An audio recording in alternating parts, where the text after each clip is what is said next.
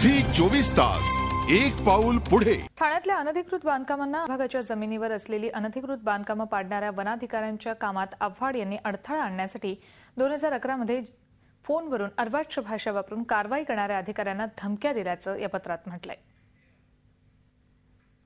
बेदरकारपणे इथली काही सामाजिक तत्व, असामाजिक तत्व, काही गुंड आणि इथले अधिकारी संगनमताने जे काही प्रकार करतायत ते खेदजनक आहे आणि ह्याचे जे फळ आहेत इथल्या गरीब माणसाला भोगावी लागतात। ऐकलत, शिळफाट्यात बिल्डिंग दुर्घटनेत 74 बळी गेल्यानंतर याचं खापर अधिकाऱ्यांवर फोडणारे हे राष्ट्रवादीचे आमदार जितेंद्र आव्हाड अनधिकृत बिल्डिंगला अधिकारीच कसे जबाबदार आहेत हे ते अधिक आक्रमकपणे मांडतायत।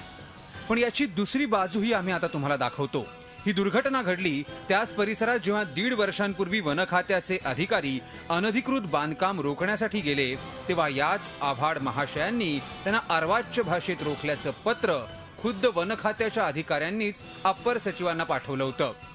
हे पत्र म्हणजे ज्यात लोकप्रतिनिधी अनधिकृत बांधकामांविरोधात कारवाई करणाऱ्या अधिकाऱ्यांना कसे रोखतात याचा हा ढळढळीत पुरावा।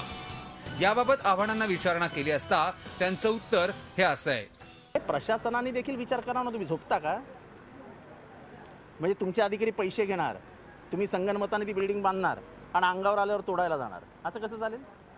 आम्ही सांगतो ना, आम्ही लोकप्रतिनिधी तुम्हाला पत्र लिहून कळवत असतो, अनधिकृत बांधकाम वाढतंय, जरा तोडून टाका, लक्ष द्या, तुम्ही नाही देत। इथं आव्हाड गोरगरिबांची बाजू घेतल्याचा आव आणतायत, पण शिळफाटा बिल्डिंग दुर्घटनेत त्यांच्याच पक्षाच्या नगरसेवकाला झालेली अटक अनधिकृत बिल्डिंग बांधतानाही राजकारण्यांचा कसा सहभाग असतो याचं उत्तम उदाहरण आहे।